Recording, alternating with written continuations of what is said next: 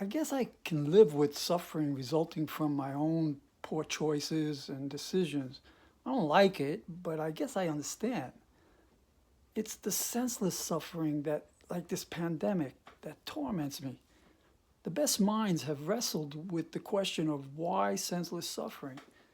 And if you ask me, no one has gotten to the bottom of it.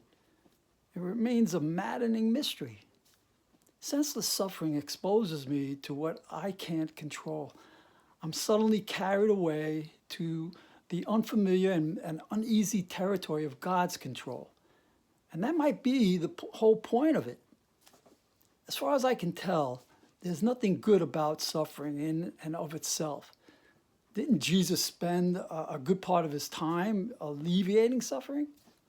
But I will admit that in an ironic way, there's much good that suffering could bring about if it brings me closer to him.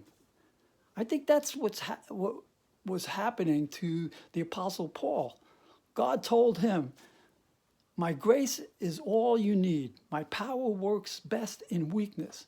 So now I am glad to boast about my weaknesses so that the power of Christ can work through me." That's why I take pleasure in my weaknesses and in my insults and hardships and persecutions and troubles that I suffer for Christ. For when I am weak, then I am strong. There's much about suffering that infuriates me.